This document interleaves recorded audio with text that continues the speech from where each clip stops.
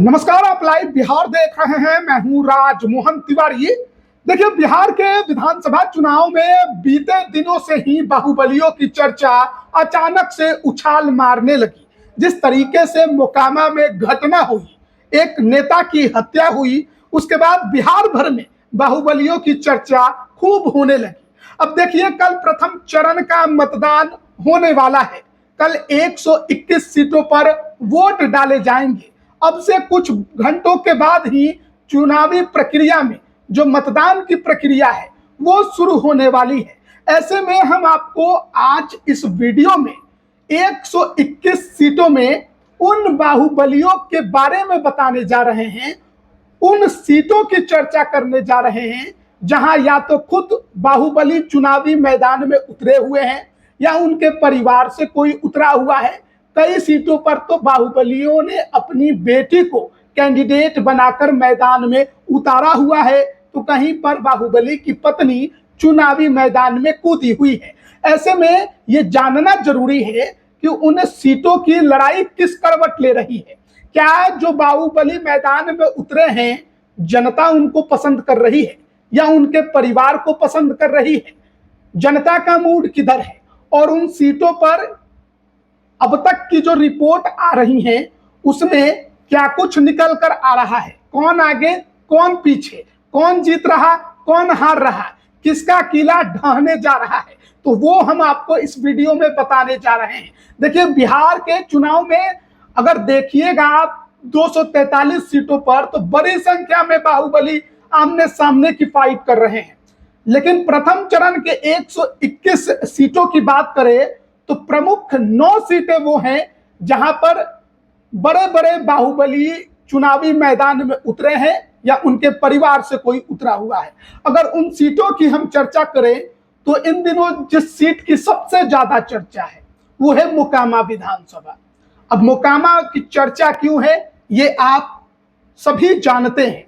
जो माहौल वहां बना है, जिस तरीके की लड़ाई वहां हुई है, सूरजभान सिंह की पत्नी बीना देवी बाहुबली की पत्नी, खुद दूसरी तरफ जेडीयू कैंडिडेट अनंत सिंह, बड़े बाहुबली छोटे सरकार के नाम से मशहूर, अब जेल में बैठे हुए हैं। दूसरी तरफ सूरजभान सिंह अपनी पत्नी को जिताने के लिए पूरी ताकत झोंके हुए हैं।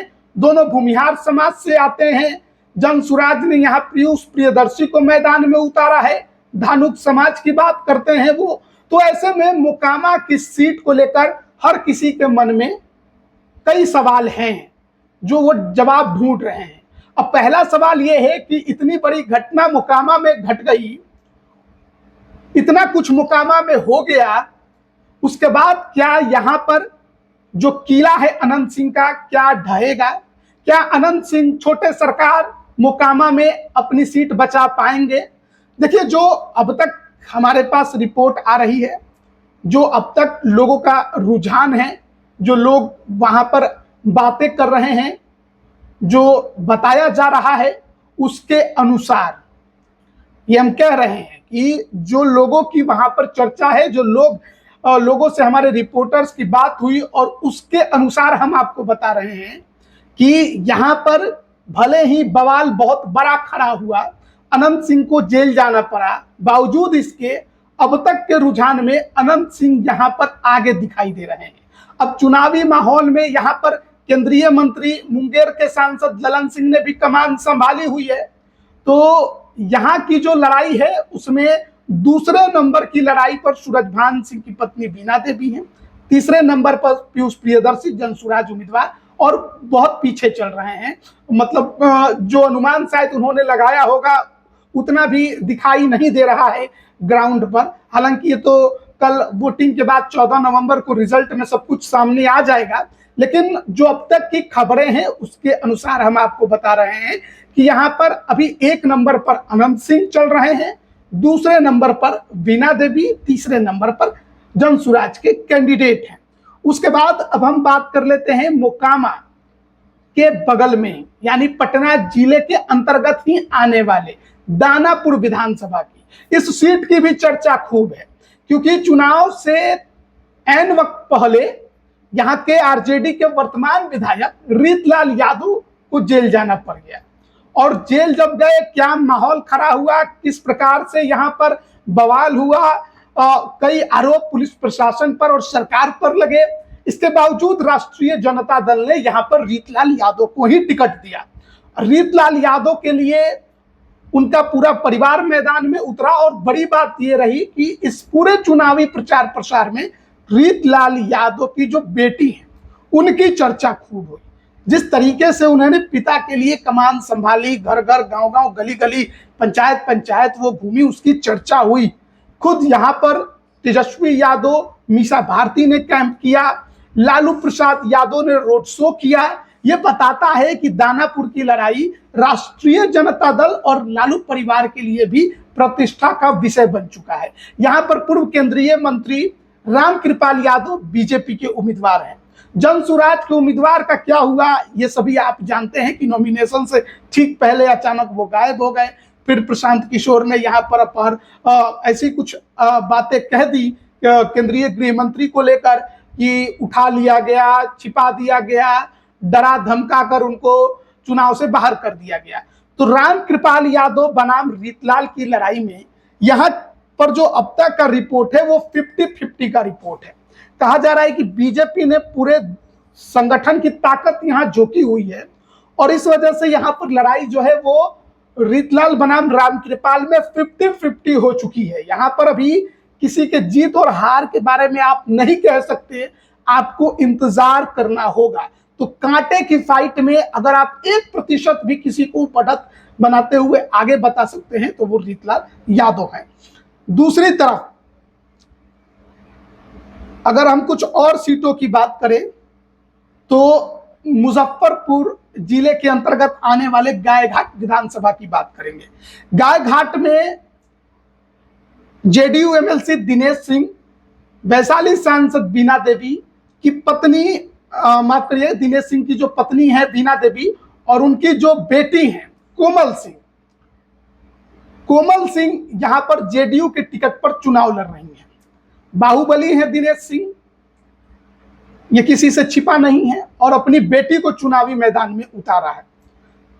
चुनाव से पहले गायघाट के अंदर जो एनडीए का कार्यकर्ता सम्मेलन था उसमें कोमल सिंह का भी जो रूप था वो सभी ने देखा। जो गुस्सा उनका है, जिस प्रकार से वो गुस्सा करती हैं, उनकी जो अपनी छवि है वो भी दबंग वाली छवि है। तो कोमल सिंह की चर्चा गायघाट में खूब है। आरजेडी ने जो निवर्तमान विधायक हैं निरंजन कुमार, उनको ही टिकट दिया है और यहां पर जनसुराज ने अशोक सिंह को चुनावी मैदान में उतारा है। देखिए, गायघाट की लड़ाई में निरंजन कुमार आरजेडी उम्मीदवार का कई जगहों पर विरोध हुआ, कई जगहों से कई खबरें निकलकर सामने आई हैं, लेकिन बावजूद इसके हमारी जो रिपोर्ट है, हमारे पास जो खबर है, उसके अनुसार यहां पर आरजेडी कैंडिडेट ही आगे बताए जा रहे हैं। अब बात कर लेंगे हम, थोड़ा और दूर जाते हैं, गोपालगंज जिला। गोपालगंज जिले में एक सीट है कुचायकोट। कुचायकोट से लगातार 3 बार के विधायक हैं अमरिंदर पांडे, बहुत लोग इनको पप्पू पांडे भी कहते हैं। बाहुबली छवि है उनकी और कहा जाता है कि गोपालगंज में कोई इनसे भिड़ जाए इतना आसान नहीं है किसी के लिए, और इनको हराना भी किसी के लिए आसान नहीं। इनके सामने कांग्रेस के हरिनारायण कुशवाहा मैदान में है, तो ब्राह्मण और कुशवाहा की लड़ाई एनडीए बना महागठबंधन में है। तो वहीं विजय चौबे जनसुराज उम्मीदवार हैं। विजय चौबे पूर्व कैबिनेट सचिव हैं भारत सरकार के। 2 ब्राह्मण मैदान में उतरे हैं, तो अगर ब्राह्मण वोट में बिखराव हुआ तो फिर हरिनारायण कुशवाहा आगे बढ़त बना सकते हैं। लेकिन जो रिपोर्ट है, जो वहां के सर्वे हैं, जो जानकारी हम तक पहुंची है, अमरिंदर पांडे जेडीयू के जो कैंडिडेट हैं वो यहां पर आगे चल रहे हैं। अब बात कर लेंगे उसके बगल की सीट सिवान जिले में रघुनाथपुर की। यह सीट की चर्चा पूरे बिहार में हुई है और बिहार के लोगों ने नहीं की है, एनडीए के बड़े बड़े नेताओं ने किया है। जहां भी अमित शाह हो, प्रधानमंत्री हो, राजनाथ सिंह हो, योगी आदित्यनाथ हो, जहां जहां जाकर इन्होंने प्रचार किया, रघुनाथपुर सीट की चर्चा किया, क्योंकि यहां पर शहाबुद्दीन के बेटे उसामा साहब को आरजेडी ने कैंडिडेट बनाया है। और उसी को लेकर जंगल राज पर कटाक्ष करने की कोशिश की कि शहाबुद्दीन के बेटे को टिकट देकर ये लोग क्या मैसेज बिहार को देना चाहते हैं। इसी से आप अनुमान लगा सकते हैं कि ओसामा साहब कितने बड़े बाहुबली हैं या उनके पिता थे, ये किसी से छिपा नहीं है। तो ओसामा साहब यहाँ पर चुनाव लड़ रहे हैं, जेडीयू से विकास सिंह चुनाव लड़ रहे हैं और जनसुराज से राहुल कीर्ति सिंह चुनावी मैदान में हैं। जो अब तक का रिपोर्ट है, जो खबर है, उसके अनुसार रघुनाथपुर में आरजेडी के ओसामा आगे चल रहे हैं, लोगों का रुझान उनके पक्ष में ज्यादा है। अब फिर बात कर लेते हैं, थोड़ा सटा हुआ जिला है सिवान से, सारण, और उसकी एक सीट है एकमा विधानसभा। यहां पर बाहुबली पूर्व विधायक धूमल सिंह चुनावी मैदान में उतरे हुए हैं। अब इस एकमा सीट को लेकर एनडीए के अंदर बड़ी हलचल हुई थी, खटपट हुई थी कि यह सीट कहीं लोजपा रामविलास के खाते में चली जाएगी। धूमल सिंह ने अपना इस्तीफा भी नीतीश कुमार को भेज दिया था, इस्तीफा एक्सेप्ट नहीं हुआ और बाद में यह सीट जेडीयू के कोटे में ही रही और धूमल सिंह कैंडिडेट बने। पिछले चुनाव में अपनी पत्नी को चुनावी मैदान में उतार दिया था, बड़ी मार्जिन से चुनाव हार गई थी, लेकिन इस बार धूमल सिंह खुद चुनावी मैदान में है। जो वर्तमान विधायक हैं आरजेडी के श्रीकांत यादव, वो भी चुनावी मैदान में है और यहाँ पर जनसुराज ने देव कुमार सिंह, जो कि राजपूत समाज से आते हैं, उनको चुनावी मैदान में उतारा है। देखिए, अब तक की जो खबर हमारे पास आई है एकमा की, उसके अनुसार इस सीट पर आरजेडी को बढ़त मिलते दिखाई दे रहा है। फिर बात करेंगे एकमा से बगल में माझी विधानसभा। माझी विधानसभा की चर्चा भी इस बार खूब हुई क्योंकि पूर्व सांसद बाहुबली सजा याफ्ता प्रभुनाथ सिंह के बेटे रणधीर सिंह यहां से चुनावी मैदान में उतरे हुए हैं। और रणधीर सिंह की भी जो छवि है वो पिता से थोड़ी अलग नहीं है, वो भी थोड़ा खुलकर बोलने वाले व्यक्तियों में से हैं और जब हाथ में माइक आ जाए और सामने मंच और भीड़ मिल जाए तो फिर जो गरजना शुरू करते हैं तो फिर रुकते नहीं हैं। रणधीर सिंह पहले छपरा में एक बार उपचुनाव जीते थे, लेकिन उसके बाद से जितना चुनाव वो लड़े हैं सब में हार ही उनको मिली है। अब रणधीर सिंह माझी में जाकर एक नया प्रैक्टिस उन्होंने शुरू किया है। अब जनता दल यूनाइटेड के उम्मीदवार हैं, उनके सामने भी जो उम्मीदवार हैं वर्तमान विधायक सत्येंद्र यादव सीपीएम के, वो भी कमजोर नहीं दिखाई दे रहे हैं। और माझी की तो चर्चा वैसे भी राजपूत बनाम यादव की रही है, जो इतिहास है। जनसुराज ने यहाँ पर वाईबी गिरी को मैदान में उतारा है और कहा जा रहा है कि बहुत हद तक एनडीए का वोट जो है वो वाईबी गिरी की तरफ शिफ्ट हुआ है। निर्दलीय जो राणा प्रताप है उनके पक्ष में भी माहौल है। बाहरी बनाम भीतरी की लड़ाई के वजह से यहाँ पर एक बार फिर माहौल जो है वो सीपीएम के पक्ष में ज्यादा है। लालगंज इसके बाद चर्चा करेंगे, वैशाली जिले की सीट है। यहाँ पर बाहुबली सजा याफ्ता ब्रज बिहारी प्रसाद हत्याकांड में मुन्ना शुक्ला की बेटी शिवानी शुक्ला चुनावी मैदान में उतरी हुई हैं। और जो माहौल लालगंज का बना है इस बार के चुनाव में और शिवानी शुक्ला ने जिस तरीके से बनाया है उसका अनुमान किसी ने नहीं लगाया था और बीजेपी ने भी नहीं सोचा था कि यहाँ की लड़ाई इतना एक तरफा हो जाएगी। वर्तमान विधायक संजय सिंह बीजेपी कैंडिडेट हैं, जनसुराज से अमर सिंह हैं। लड़ाई आमने सामने की ही है, बीजेपी बनाम आरजेडी। और शिवानी शुक्ला के बारे में कहा जा रहा है कि ज्यादा सोचने और विचारने की जरूरत नहीं है। लालगंज में, लालगंज का माहौल शिवानीमय है और वहां पर इस बार लड़ाई में शिवानी शुक्ला आसानी से जीत हासिल कर सकती हैं। अब कल मतदान है, जनता कल फैसला करेगी। मोकामा की चर्चा हमने की, दानापुर की चर्चा की, अब हम बात कर लेते हैं ब्रह्मपुर की। ब्रह्मपुर बक्सर जिले की सीट है।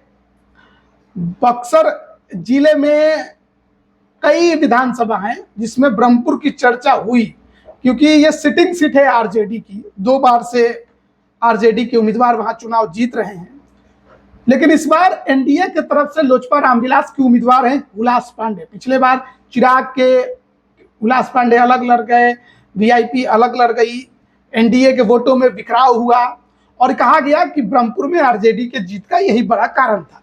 तो 25 का चुनाव है, इस बार तो वोटों में बिखराव का चिंता नहीं है क्योंकि जनसुराज के जो उम्मीदवार खड़े थे वो बीजेपी के ही थे। बाद में बीजेपी ने उनको मैनेज करके मैदान से ही बाहर कर दिया। ब्राह्मण समाज के थे। तो ऐसे परिस्थिति में हुलास पांडे के लिए लड़ाई ज्यादा मुश्किल नहीं होनी चाहिए, क्योंकि अब तो पूरा इंडिया वोट उनके साथ है और हुलास पांडे बाहुबली छवि के खुद है। तो ऐसे में हुलास पांडे बनाम शंभुनाथ यादव की लड़ाई इस सीट पर है। हालांकि बसपा से भी कैंडिडेट हैं, लेकिन क्योंकि तेजस्वी को सीएम बनाना है, इसलिए यादवों में ज्यादा टूट की आशंका कम है, संभावना कम है। और लोजपा रामविलास बनाम यहाँ पर आरजेडी की लड़ाई है। लेकिन बाहुबली हुलास पांडे जो हैं वो भी इस सीट पर अभी के अनुसार थोड़ा पिछड़ते दिखाई दे रहे हैं। लड़ाई में जरूर है, अगर रात भर में आज कुछ माहौल उन्होंने बना लिया, बूथ को मैनेज किया, काम अच्छे से किया, जो वोट में बिखराव है उसको मैनेज किया, जो नाराजगी है उसे खत्म करा ली, तो फाइट होगी। लेकिन फिलहाल सर्वे रिपोर्ट के अनुसार आरजेडी ब्रह्मपुर में बढ़त बना रही है। तो अगर आरजेडी की बात करें तो ब्रह्मपुर, दानापुर, लालगंज, एकमा, रघुनाथपुर, इन सीटों पर वो थोड़ा अभी तक पहले चरण के मतदान से पहले बाहुबलियों की इन सीटों पर आगे है। जेडीयू की बात करें तो कुचायकोट में आगे है और मोकामा में जेडीयू आगे है। बीजेपी एक सीट दानापुर लड़ रही है बाहुबलियों की जंग में, लेकिन यहाँ पर 50-50 का मामला है और 1% से फिलहाल बीजेपी थोड़ा पीछे चल रही है। अब देखना है कि रात भर में क्या कुछ नया वो यहाँ पर करिश्मा कर पाती है और कितना माहौल बना पाती है। तो ये प्रथम चरण में जिन सीटों पर बाहुबलियों की किस्मत दांव पर है उसकी हम चर्चा कर रहे थे। 9 सीटों की लड़ाई है, 10 बाहुबली 9 सीटों पर चुनावी मैदान में ताल ठोक रहे हैं और कहीं पर किले बच रहे हैं, कहीं पर किले ढह रहे हैं, कहीं पर कुछ नया होता दिखाई भी दे रहा है। तो ये तमाम अपडेट हम दे रहे थे और भी तमाम अपडेट आप तक पहुंचाएंगे। बन रहिएगा हमारे साथ। आप सभी का बहुत बहुत धन्यवाद।